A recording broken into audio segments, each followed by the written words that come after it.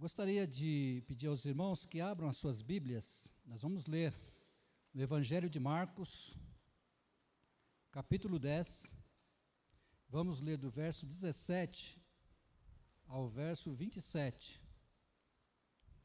Vocês vão perceber aqui algo muito intrigante, porque todas as pessoas que se aproximaram de Jesus tiveram as suas vidas transformadas. Pessoas vieram de um jeito e saíram de outro jeito. Pessoas saíram melhores. E nós vamos ver aqui uma pessoa, um jovem que chega a Jesus, tinha todas as oportunidades de sair bem melhor do que estava, mas esse jovem não saiu. Então é intrigante. Todas as pessoas que se aproximaram de Jesus, todas voltaram, todas tiveram as suas vidas mudadas. Este jovem, acontece algo diferente, não é o mesmo que acontece na vida desse jovem. Nós vamos ler então Marcos. Pedir aos irmãos aí de cima, pode desligar esse ventilador? Porque graças a Deus eu não tenho problema com o calor não, né? Eu sou de suar pouco. Meu problema é a minha mão. Depois os irmãos, quando for me cumprimentar, nem reparem, minha mão vai estar muito gelada. Cada um tem um jeito de expressar o nervosismo. Eu estou aqui extremamente nervoso, né? Mas não é suadeira. Muitas vezes tem pessoas que vêm aqui e ficam suado, né? Mas não é o meu problema. Então, ventilador não precisa. Mas depois os irmãos não reparem minha mão gelada aí, parecendo mão de defunto. Essa é uma forma de eu ficar nervoso. Tá bom?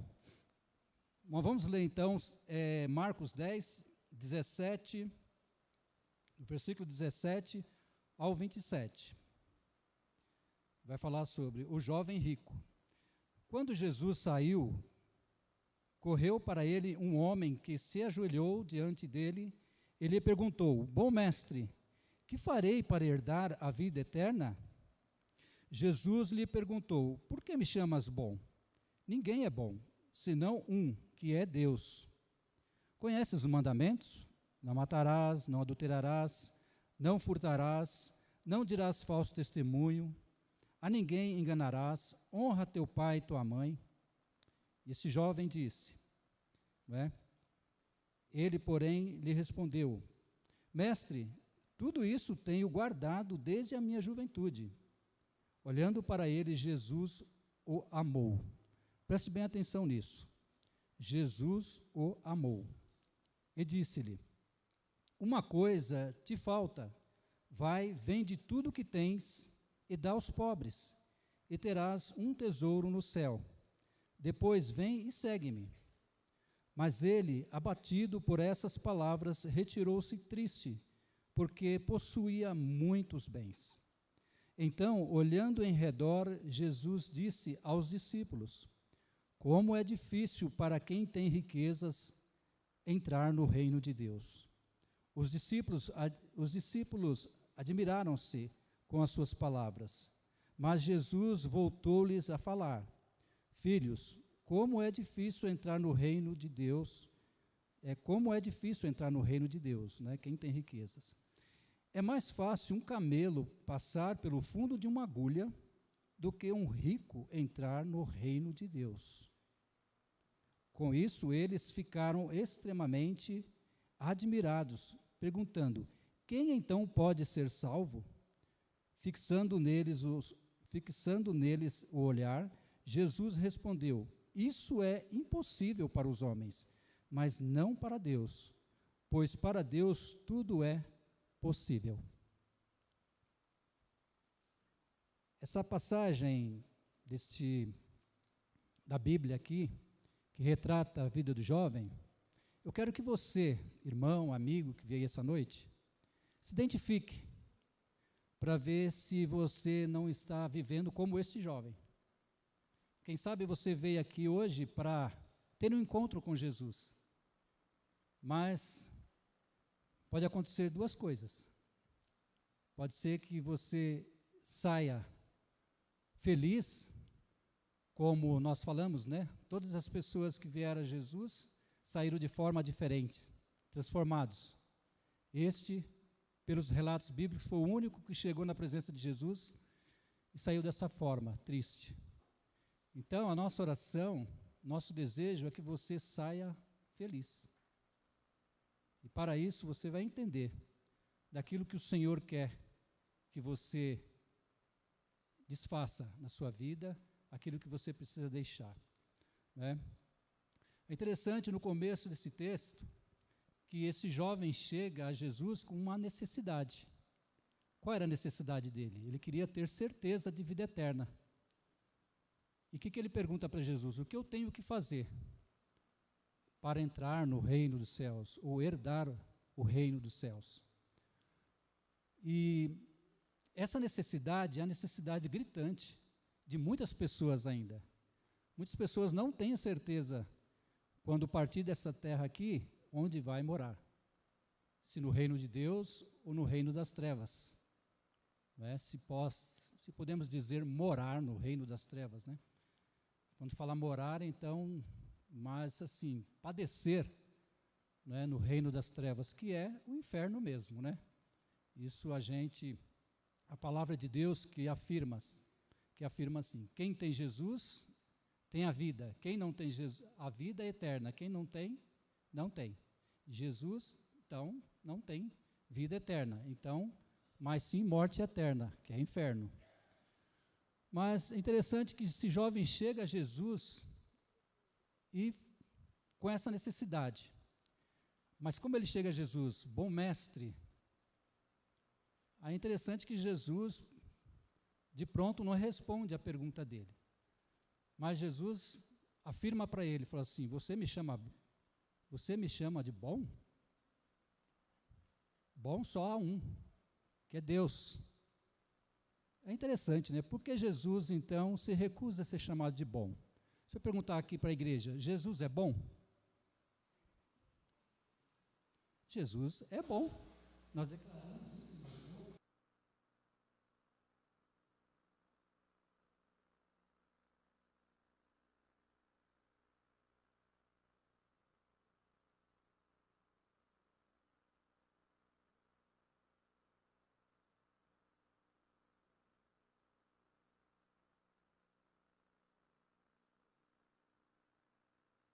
Uma pessoa só era considerada boa quando ela concluía uma obra que ela começava a fazer.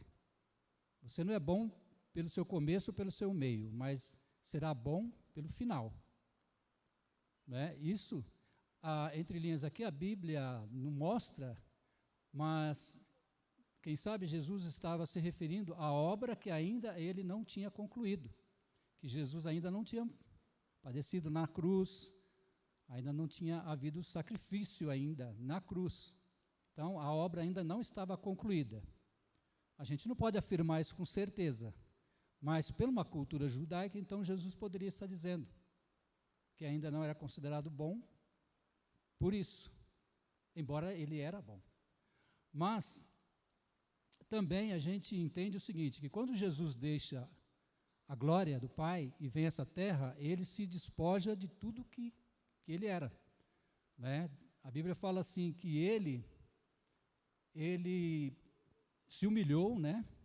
Pelo fato dele se tornar carne, ele veio e encarnou e nasceu de uma mulher, de Maria, né? Como uma pessoa normal, um ser humano normal, que precisou o peito da mãe, precisou ser cuidado pela mãe, o próprio Deus encarnado, se submetendo a tudo aquilo que um ser humano possa passar. E Jesus teve sede, Jesus teve fome. Então, enquanto ele estava aqui, quando ele curava, quando ele fazia qualquer obra, Jesus não chamava atenção para ele. Ele não queria ser reconhecido, mas ele queria que as pessoas vissem aquilo ali e entendessem o plano maior de Deus. Ele não queria trazer só uma cura física, ele não queria trazer simplesmente uma obra de restauração numa vida, expulsar o demônio de uma pessoa endemoniada. O foco, bem da verdade, era a salvação da alma da pessoa. E que as pessoas pudesse entender quem era de fato ele.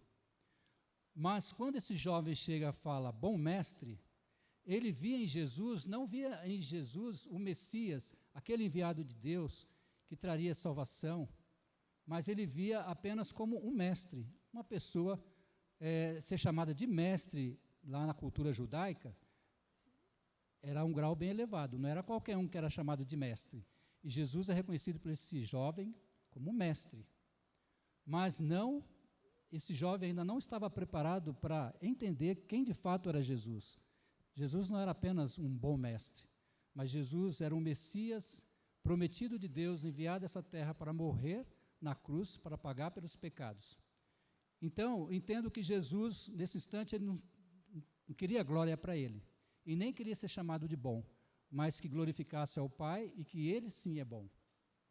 Enquanto ele estivesse nessa terra aqui, passando por tudo aquilo que um ser humano possa passar, ele não se considerava bom, e essa palavra também, bom, imagina, se você é bom no que você faz, então o ego da pessoa sobe, os elogios, né, que a pessoa possa receber, e Jesus se despojou de tudo, Jesus se humilhou, e ele não queria ser, naquele momento, maior do que ninguém, muito menos do que o Pai que enviou, não é? Mas aí Jesus, então, depois de ter dito ao jovem, não é, que bom, somente o Pai, somente Deus, aí Jesus começa a fazer perguntas para aquele jovem. Então entende que o jovem faz uma pergunta, e Jesus afirma algumas coisas, e agora Jesus, em vez de responder, Jesus faz perguntas. Não é? Você já conversou com pessoas que você faz uma pergunta, e a pessoa, em vez de responder a sua pergunta, começa a te perguntar? Eu perguntei primeiro. A pessoa começa a fazer perguntas e que às vezes você nem está preparado para responder aquelas perguntas, mas muitas vezes é de propósito, porque diante das perguntas que aquela pessoa faça para você, é exatamente aquilo que você precisa saber, e depois você vai ter as respostas, entendendo aquilo que, pelo que você vai responder, você vai entender que a necessidade que você procura está dentro dessas perguntas que foi feito para você. Então, quando Jesus faz perguntas para esse jovem, não é? Ele perguntou aqui sobre os mandamentos, né? Você conhece os mandamentos? Aí Jesus coloca. É interessante que os mandamentos, quantos são os mandamentos de Deus? Os 10 mandamentos, né? Não, temos 10 mandamentos na Bíblia. E Jesus, interessante que ele não começa pelos primeiros, porque os 4 primeiros mandamentos é tudo relacionado a Deus. Qual que é o primeiro mandamento? Amarás ao Senhor teu Deus de todo o teu coração, de todo o teu entendimento, né? E aí depois fala, não terás outros deuses diante de mim, tudo relacionado a Deus. Aí 4. Aí, dos 5 em diante, é relacionado a nós, seres humanos. Aí a questão, não adulterarás, não é? Quando a pessoa adultera, ela está pecando contra Deus e contra pessoas. Não furtarás, a pessoa está o quê? Furtando um bem de alguém, não é? E os outros, tudo relacionado a vivência, relacionamentos humanos. E Jesus começa por esses, mas com propósito. Porque muitas vezes a gente diz que ama a Deus, mas a gente não ama o próximo. Muitas vezes a gente diz que ama a Deus, mas cobiça a mulher do próximo. Muitas vezes a gente diz que ama a Deus, mas cobiça os bens do próximo. Então é por isso que primeiro Jesus testa o coração dele. Quando fala teste, Jesus já conhecia plenamente o que havia naquele coração. Era mais para que o jovem entendesse a condição que ele estava. Então é interessante que quando Jesus faz essas perguntas, e o jovem, de uma forma, acho que até meio que petulante, né? Olha, eu não só conheço, como eu os pratico. há muito tempo já pratico. E interessante que esse jovem, eu disse, presta bem atenção no texto, que quando esse jovem responde que não somente conhecia, mas ele praticava, aí diz assim, Jesus, e ouvindo isso, Jesus, o que o texto fala? Quem prestou atenção no texto? O amou. Aí a gente pode pensar assim, Jesus o amou porque ele praticava os mandamentos? Não, não é isso. Jesus não nos ama pelo que a gente faz, ou pela nossa fidelidade, pelo nosso honrar o compromisso. Jesus nos ama independente dessas coisas. É lógico que o Senhor Jesus fica feliz quando a gente é fiel, quando a gente procura fazer o bem, mas o foco aqui não tem nada a ver. O amor de Jesus, aquele jovem, não foi porque ele guardava os mandamentos, mas Jesus ama a todos. Jesus amou até aquele ladrão que nunca, aquele ladrão no último momento, né? Senhor, lembra-te de mim quando entrares no teu reino. O que Jesus falou assim? Você só fez coisa ruim, rapaz, você só roubou, só atrasou a vida dos outros, agora na última hora você quer um lugarzinho no meu reino? Não. Mas Jesus não disse isso, né? Jesus falou para aquele ladrão, hoje mesmo estarás comigo no paraíso. E o que aquele ladrão fez de boas obras? O que aquele ladrão fez de bom? Aquele ladrão, como esse jovem, guardava os mandamentos? Jesus não perguntou para aquele ladrão se ele guardava os mandamentos. É lógico que não. Porque ele descumpria tudo, ele roubava as pessoas. Se era ladrão, roubava. Então, a gente vê que Jesus o amou, não porque ele disse que cumpria os mandamentos, mas Jesus o amou assim como Jesus também nos ama. O amor de Jesus independe daquilo que fazemos, não é? E Jesus propõe então, depois, né, que Jesus olha para ele, ama, e Jesus propõe o quê? Uma troca. Uma troca de quê? De tesouro. Não é? De tesouro. Aí eu pergunto para você, o que tem sido o tesouro na sua vida? Né? A pessoa possa pensar assim, bom, eu estou de uma forma confortável a essa palavra aqui, por quê? Porque está falando de um jovem rico. Eu, como não sou rico, como não tenho muitos bens, muitas propriedades, então eu estou fora aqui do contexto. Mas não, riqueza pode ser qualquer coisa. De repente, para o meu irmão, aquela é tão insignificante, mas para mim é a minha riqueza. Então, o seu tesouro, a sua riqueza, é aquilo que está ocupando o seu coração. E Jesus, entendendo, Jesus sabendo as intenções que havia naquele coração, o que havia naquele coração, Jesus propõe uma troca de tesouro. Aí que Jesus diz àquele jovem, olha, guarda os mandamentos, tal, mas tudo num propósito de mostrar para ele, falar assim, olha, mas te falta uma coisa, isso não basta, você precisa, o que você precisa fazer? Vai, vende tudo que você tem, dá aos pobres, e eu vou te dar um tesouro no céu. Aí depois você vem e segue-me. Isso é uma troca, não é? Aí, a gente pode pensar assim, então o problema daquele rapaz era possuir muitas propriedades? Não, não era porque ele possuía muitas propriedades, porque ele tinha muita riqueza.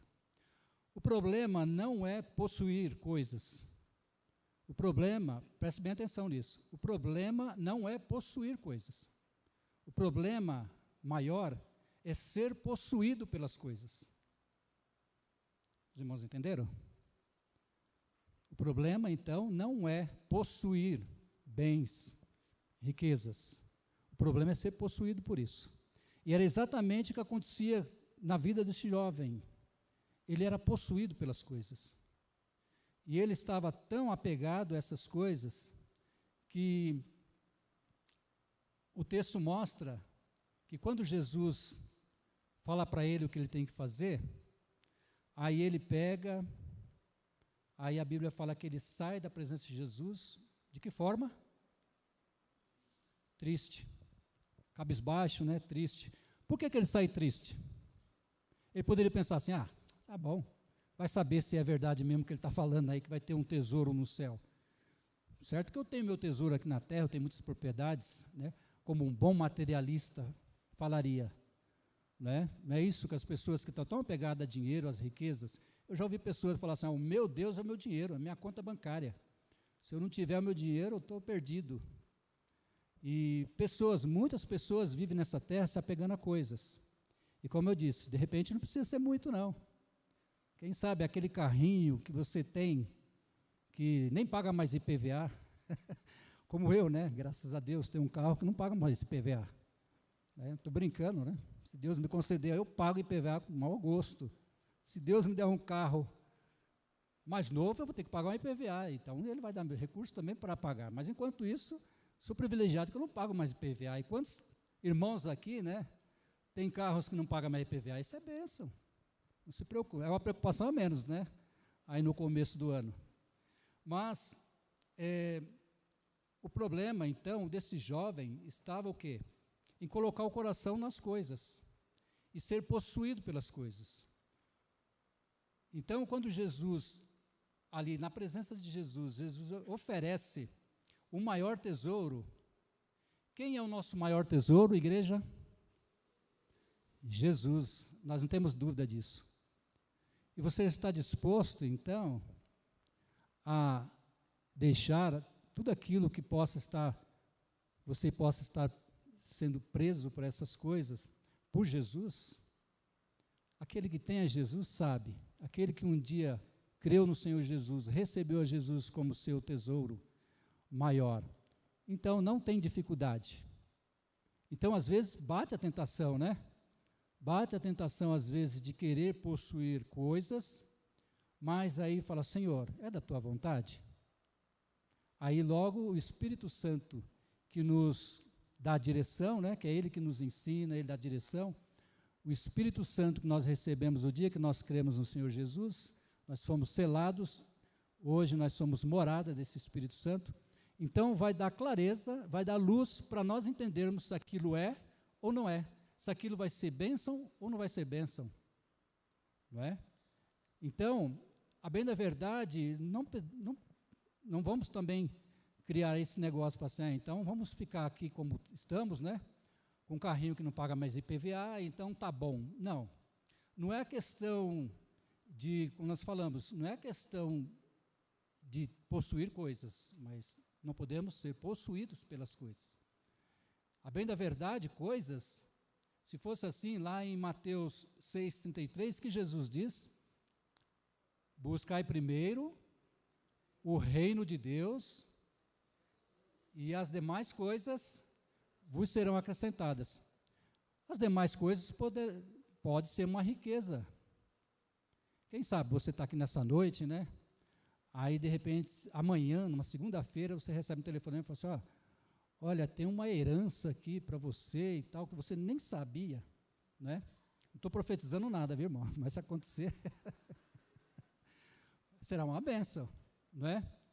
Aí você vai entender e falar, graças a Deus, estava precisando mesmo de um dinheirinho, agora tem uma herança. E quantas pessoas, não vou falar aqui em loteria, porque o cristão não joga nessa questão de loteria, né? Não é ganhar dinheiro em loteria, em Mega Sena, essas coisas não. Mas uma herança, uma coisa assim ilícita, né? Como esse jovem, como que ele chega em Jesus? Ele fala assim, o que eu devo fazer para herdar?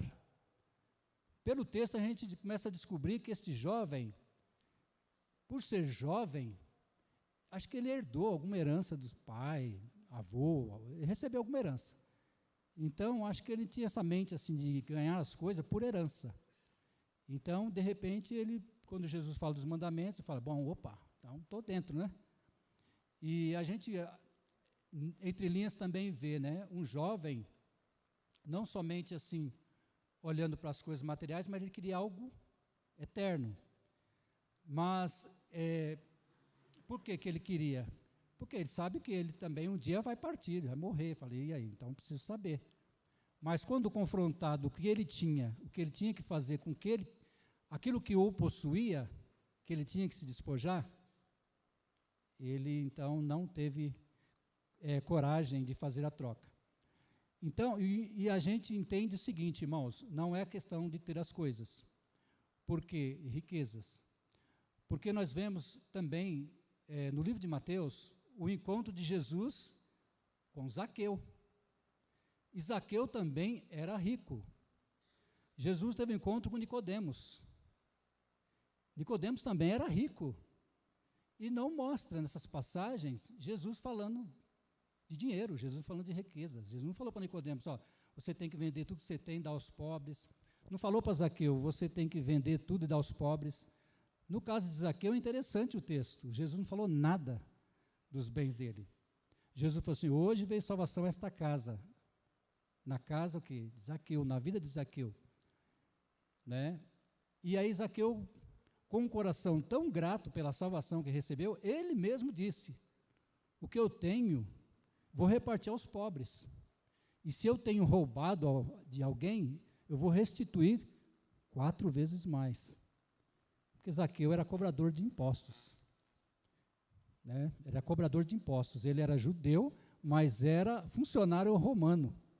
Né, do Império Romano. Então ele cobrava imposto do seu próprio povo judeu para o governo romano.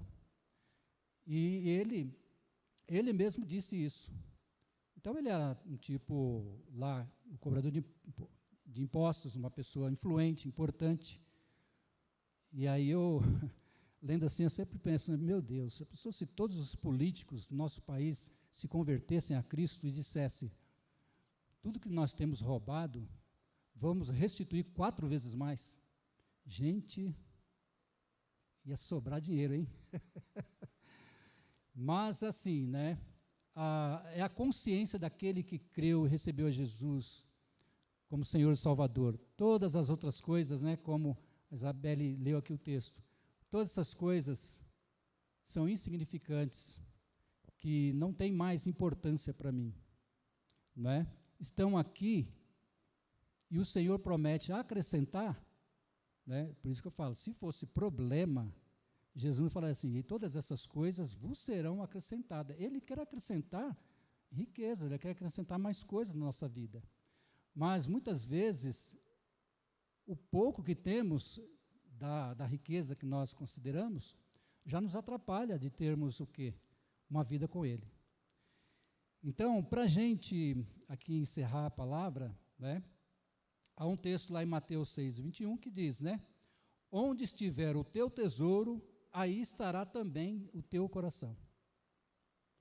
Aí eu pergunto, onde está o teu tesouro? Você sabe, no teu coração, onde está o teu tesouro? Não é? O teu coração estará onde estiver o teu tesouro. Se o teu tesouro, né, como nós falamos, perguntamos aqui à igreja, qual é o nosso tesouro? Jesus.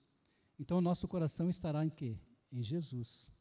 Aí, tudo aquilo que recebermos do Senhor Jesus, as bênçãos, essas bênçãos não estarão acima do nosso Senhor. O nosso bem maior é Ele mesmo, é o próprio Senhor Jesus. Se estiver em Jesus, o seu coração, parabéns. Você, então, tem a melhor parte, e que ninguém vai tirar essa parte de você, que é Jesus. Aquele que está em Jesus, né, é nova criatura, as coisas velhas já passaram e tudo se fez novo. Então, parabéns, se o seu coração estiver em Jesus, aí então você escolheu a melhor parte. Esse é o tesouro que todos devem ter. Amém, igreja?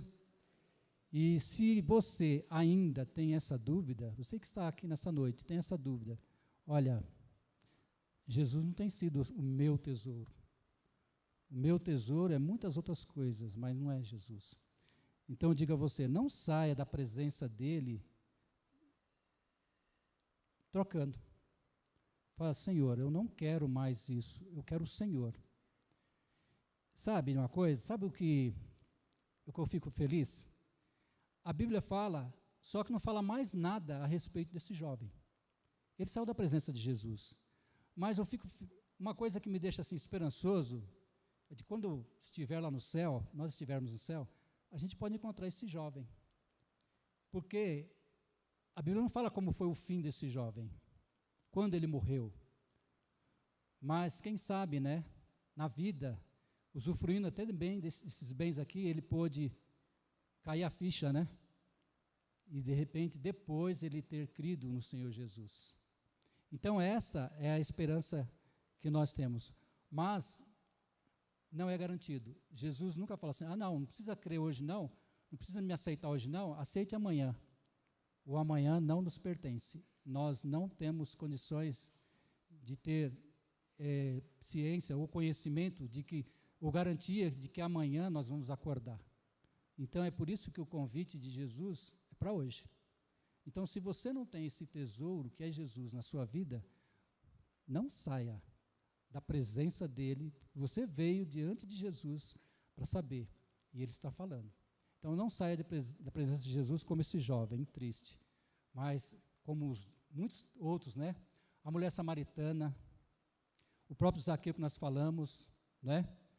O cego que Jesus fez enxergar, o aleijado que Jesus fez andar, e quantos outros, né, que saíram da presença de Jesus, com Jesus, não só por ter resolvido um problema físico ou qualquer outra necessidade, mas saiu com Jesus no coração. Que Deus assim possa nos abençoar. Eu quero chamar aqui o grupo de louvor. O grupo de louvor vai estar cantando uma canção, né, que retrata bem qual é a melhor parte, qual é o melhor tesouro, né, que um ser humano possa ter na vida.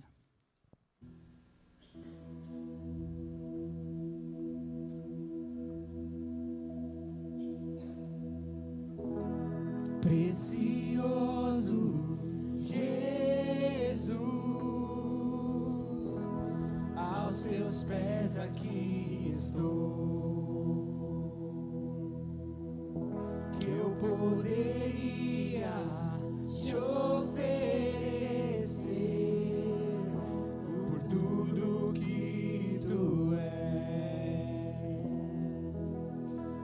tudo que tenho eu derramo aos teus pés. Não importa quanto custou, Jesus, teu valor é maior. Eu encontrei o meu tesouro, eu encontrei o bem mais precioso. Eu encontrei o meu tesouro, eu encontrei o bem mais precioso.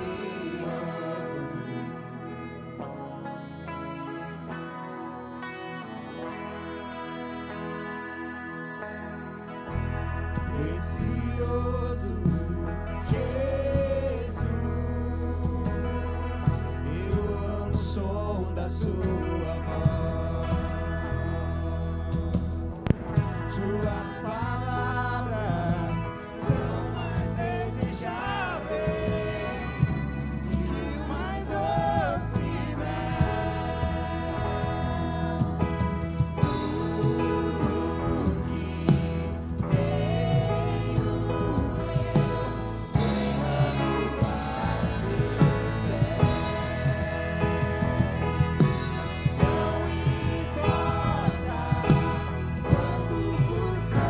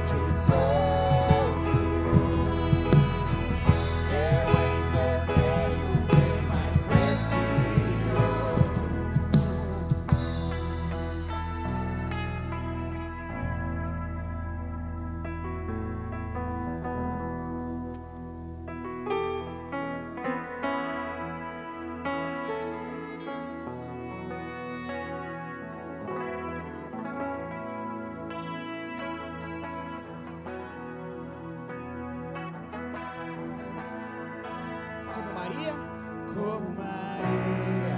que estava a seus pés e dissestes a ela, essa é a boa parte, que nunca será tirada, como Maria, que estava a seus pés e dissestes a ela, essa é a boa parte, que nunca será tirada, como Maria, que estava a seus pés e dissestes a ela, essa é a boa parte, que nunca será tirada, como Maria, que estava a seus pés e dissestes a ela, essa é a boa parte, que nunca será tirada. Eu encontrei o meu tesouro, eu encontrei o bem mais precioso, eu encontrei o meu tesouro,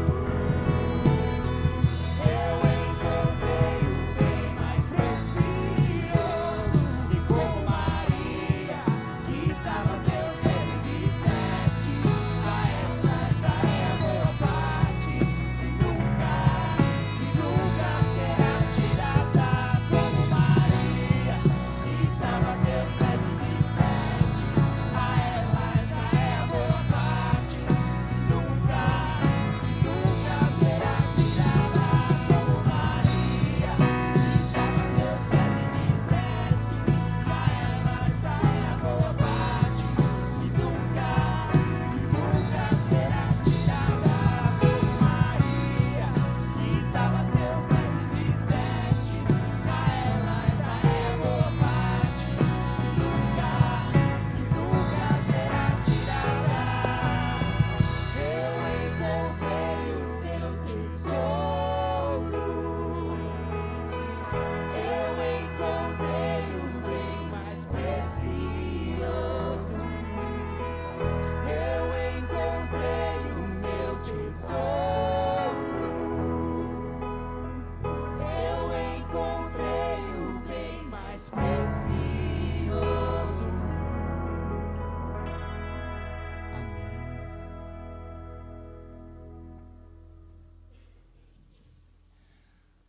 Só para a gente encerrar aqui, para a gente concluir, é uma história. Em uma casa, pessoas, família, alguns convidados estavam ali conversando, de repente houve-se um choro de uma criança, uma menina, né, daquela casa, e esta criança estava chorando porque a mão dela estava presa dentro de um vaso. E aí as pessoas ali, os pais, ali os convidados chegaram todos querendo ajudar para tirar a mão dessa criança desse vaso, e ninguém conseguia. E aí já pensavam, vamos quebrar o vaso, mas se quebrar pode machucá-la, e o que vamos fazer? Tal. Depois perceberam que a mão não saía porque a mão estava fechada dentro do vaso. Era simples, era só abrir a mão sairia fácil, assim como entrou, sairia. Mas aí os pais falavam, filha, abre a mão, aí os convidados, abre a mão, e todo mundo gritando, abre a mão, e ela chorando não abria. Aí, com muito custo, ela entendeu que ela tinha que abrir a mão. Quando ela abre a mão, escutou um som, aí ela tirou a mão, aí viram que dentro do vaso tinha uma moeda. Ela não queria perder a moeda, era o tesouro dela. Ela teve que abrir a mão para ser liberta. Qual é a moeda da sua vida que você está segurando e não quer soltar? Quando Jesus fala solta, solta, é a sua liberdade. Mas quantos ainda estão com a mão nesse vaso, chorando, querendo tirar a mão, mas não consegue, porque coisas prendem ela dentro. Tá? Então, troque o seu tesouro, troque aquilo que está no seu coração, que são coisas tão fúteis, tão passageiras, por aquele que é eterno, é o nosso Senhor Jesus. Vamos orar? Que a graça do nosso Senhor Jesus, o nosso maior tesouro, o nosso único tesouro, e que o amor do nosso Pai e as doces consolações do teu Santo Espírito esteja conosco aqui nessa igreja e com todo o teu povo espalhado na face da terra. Amém.